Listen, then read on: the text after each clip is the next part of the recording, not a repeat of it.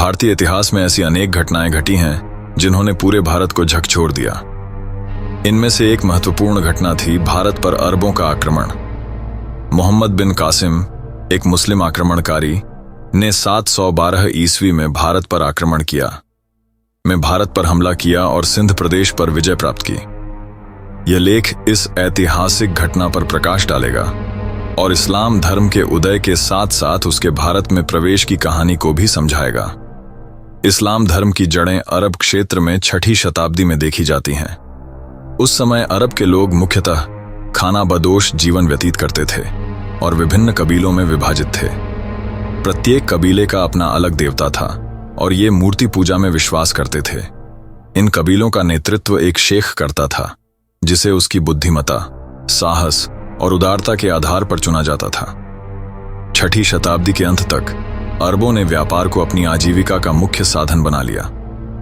व्यापार का केंद्र मुख्यतः पश्चिमी अरब का हिजाज क्षेत्र था, जिसमें मक्का और मदीना जैसे महत्वपूर्ण शहर स्थित थे।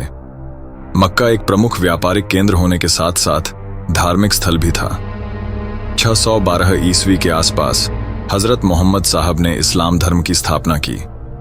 मोहम्मद साहब ने घोषणा की कि वे अल्लाह के संदेशवाहक हैं और उन्हें अल्लाह से मिले ज्ञान को मानवता के सामने रखना है।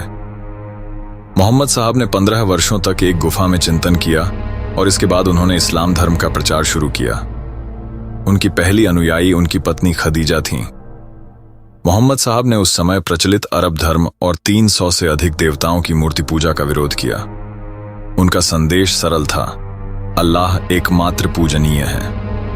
मक्का के समृद्ध लोग इस्लाम धर्म को अपनी समृद्धि और प्रतिष्ठा के लिए खतरा मानने लगे और मोहम्मद साहब का विरोध किया।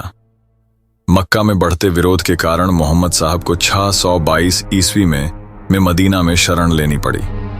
उनकी यह यात्रा हिजरत कहलाती है और इसी घटना से इस्लामी हिजरी कैलेंडर की शुरुआत हुई। मदीना में मोहम्मद साहब ने एक संगठित इस्लामी राज्य की स्थापना की, जिसमें कुरान को शासन का आधार बनाया गया। मदीना में मोहम्मद साहब ने अपने विरोधियों का डटकर मुकाबला किया। इस दौरान 3 बड़े युद्ध हुए जिनमें उन्हें विजय मिली। उन्होंने इस्लाम को एक व्यवस्थित धर्म के रूप में प्रस्तुत किया और उनकी शिक्षाओं ने अरब क्षेत्र के सामाजिक और धार्मिक ताने बाने को बदल दिया। 732 ईस्वी में उनकी मृत्यु के बाद उनके अनुयायियों ने इस्लाम धर्म को अरब से बाहर विभिन्न क्षेत्रों में फैलाया। भारत पर अरबों का पहला आक्रमण 712 ईस्वी में हुआ। मोहम्मद बिन कासिम, जो उस समय केवल 17 वर्ष के थे, इस आक्रमण का नेतृत्व कर रहे थे। उन्हें इराक के गवर्नर हज्जाज बिन यूसुफ ने सिंध पर आक्रमण करने के लिए भेजा था।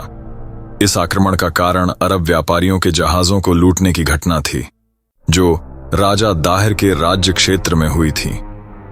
जब हज्जाज ने राजा दाहिर से लुटे हुए सामान को लौटाने की मांग की, तो दाहिर ने यह कहते हुए इनकार कर दिया कि समुद्री लुटेरों पर उनका नियंत्रण नहीं है। इस घटना ने हज्जाज को सिंध पर हमला करने के लिए उकसाया। मोहम्मद बिन कासिम ने बड़ी चालाकी से राजा दाहिर के विरोधियों को अपनी ओर मिला लिया।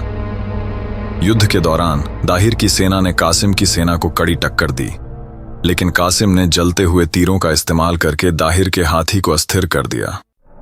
हाथी के बेकाबू होने से दाहिर की स्थिति कमजोर हो गई और अंततः कासिम ने दाहिर को मार दिया।